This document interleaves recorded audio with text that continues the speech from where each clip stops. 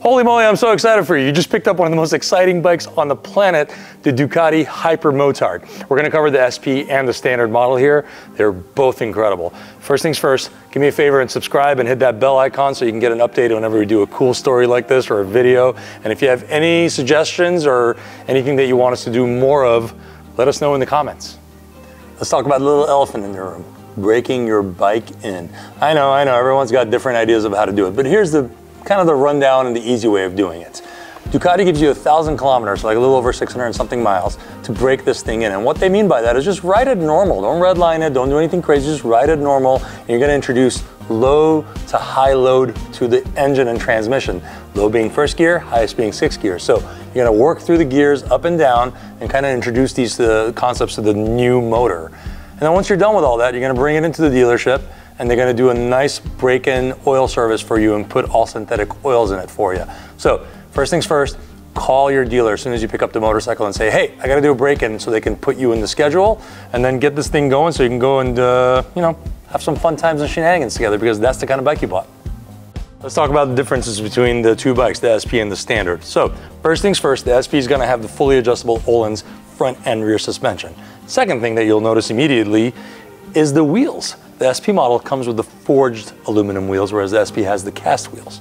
So there's a lot of dedication to performance on the SP, whereas the standard one, still a pretty high performing vehicle, doesn't quite have these little tasty bits on there.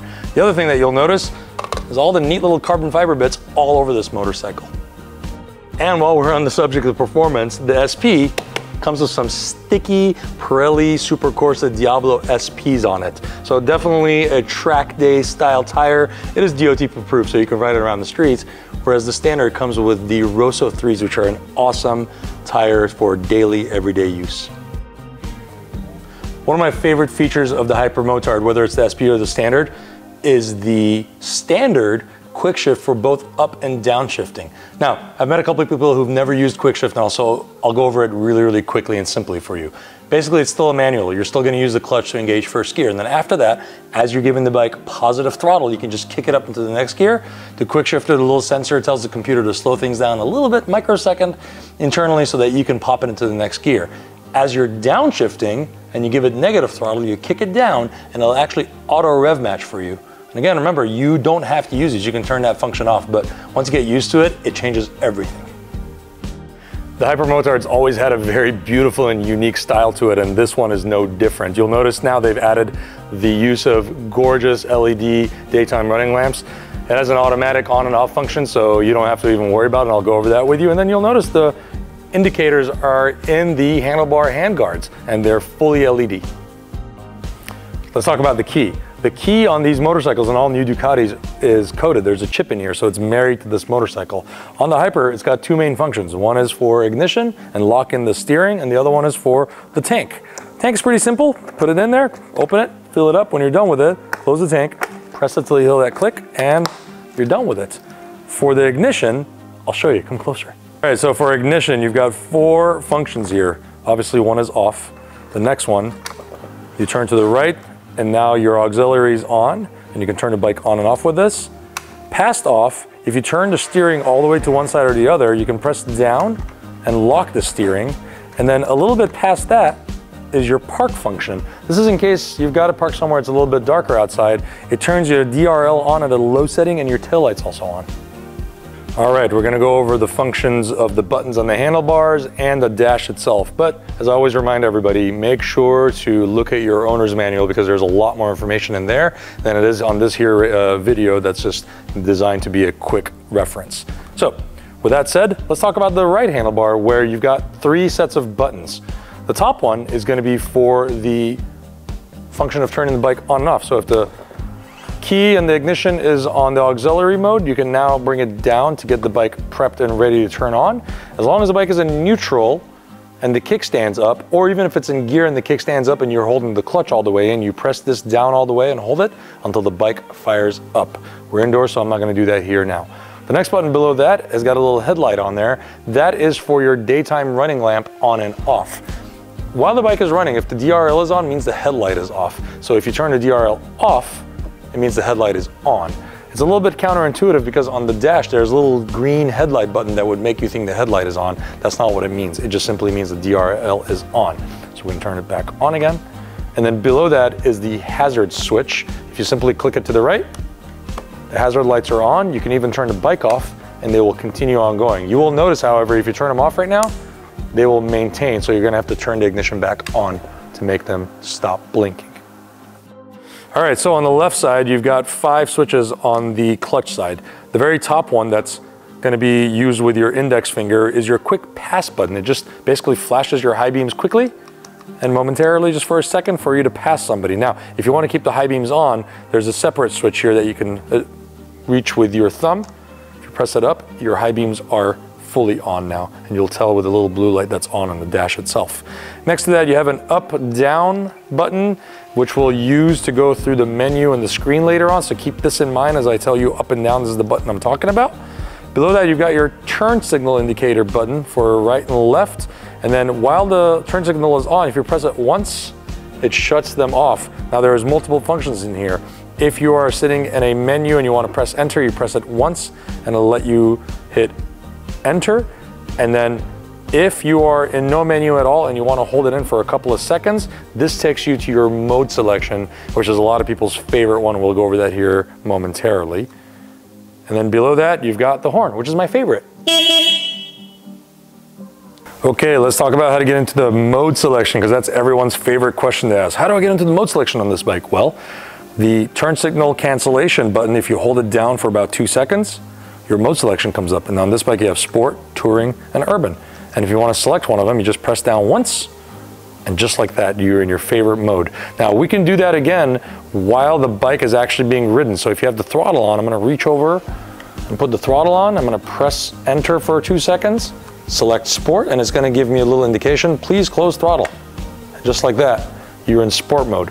The reason Ducati has you doing that is so that you don't just jump from low power to medium or high power while you're steady on the throttle. They would rather you modulated that so you knew exactly what's going on with the motor for your safety.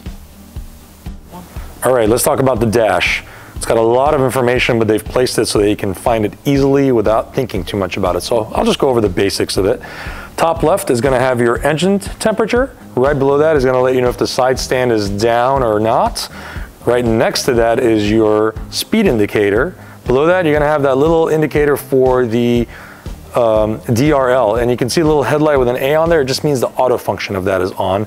Below that, you've got an information center that you can scroll up and down to kind of go through things like total miles, trip 1, which right now it's zeroed out, which means that the consumption average for trip 1, speed average for trip 1, and the trip time for trip 1 have all been zeroed out. And then you've got the air temperature, which is based on what the actual air intake in the bike is sensing. And then trip 2. Now, if you want to cancel trip 2, you press that enter button once, and it'll ask you to reset. And you tell it yes again by pressing enter, and boom, that's zeroed out.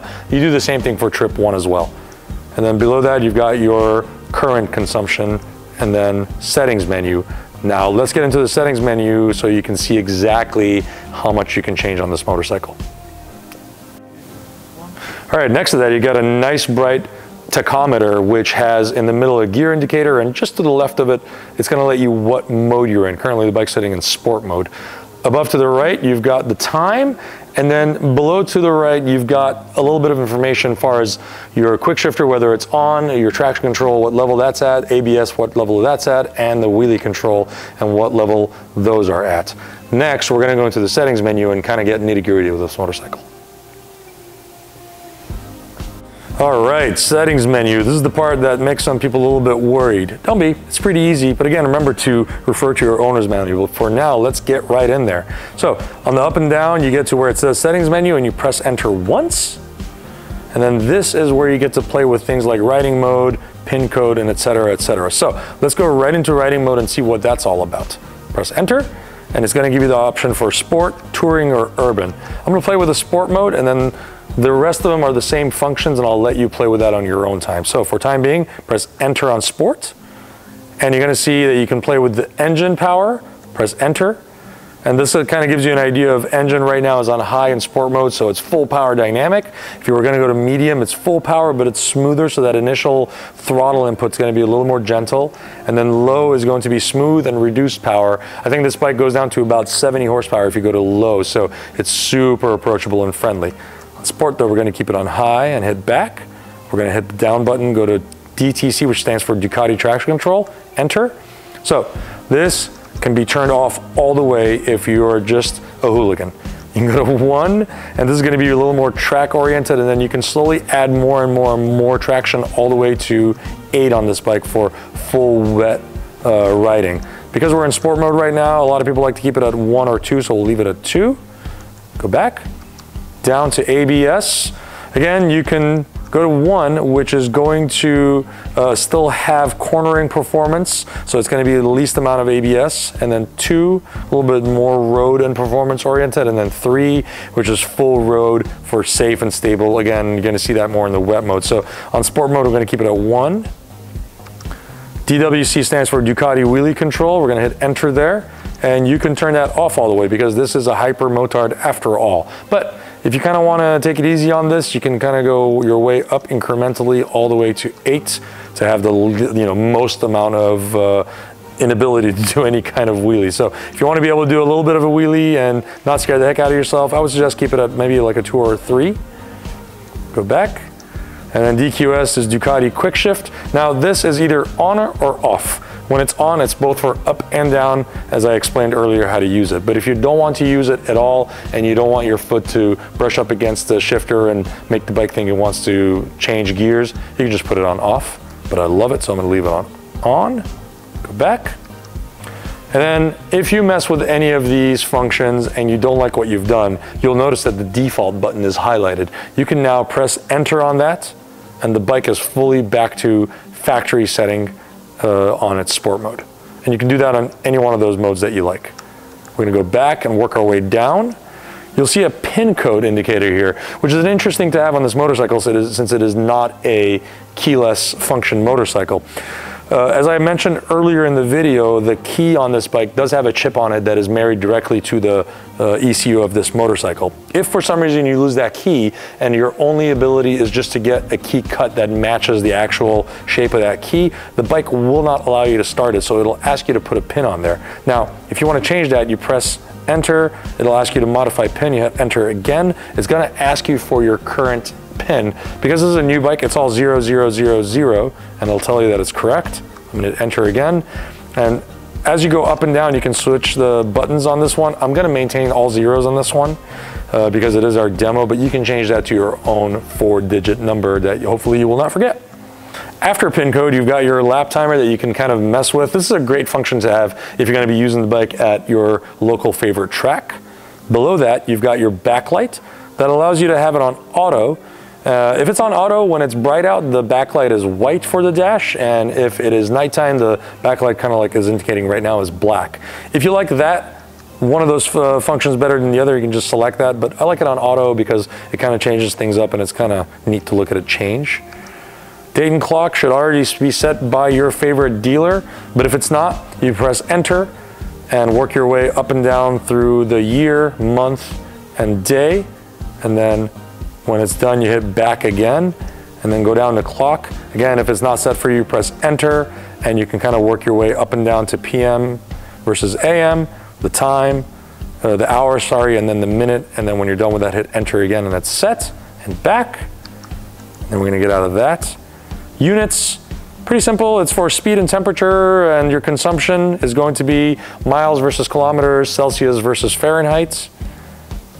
And then your service is going to tell you neat little things like how long before your next oil change and how long until your next Desmo service time. Below that one, you have tire calibration. This is a really fantastic function. If you are going to put, let's say, a set of slicks on your motorcycle and run it at the racetrack, I would highly consider coming into this function, pressing enter, and telling it to start. It's going to ask you to ride the motorcycle at a certain speed for a short amount of time so that the entire ECU gets calibrated to the size of the tire, and so your speed, your ABS, your traction, wheelie control, all those functions work properly on the motorcycle. Below that you have DRL, which stands for your daytime running lamp. Again, you have an auto or manual on this one. I tend to like it on auto because when it gets dark out as I'm heading home, especially during autumn and winter, the lights just turn on for me and I don't have to think twice about it.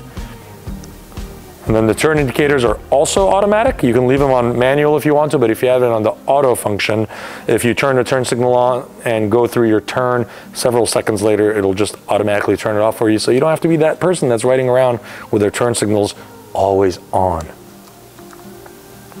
And below that you have info, where it's going to tell you how much battery power you have and what RPM the bike is currently sitting at. This is typically a spot where serviceman will look at it if they need to kind of deal with the bike in the shop. And that is everything on your beautiful Hypermotard's dash. If you have any additional questions on something that maybe I didn't cover quite as well as you want, leave a comment down below and we'll try and cover it for you as best as possible. I hope you love your motorcycle and this was really, really, hopefully very informative for you.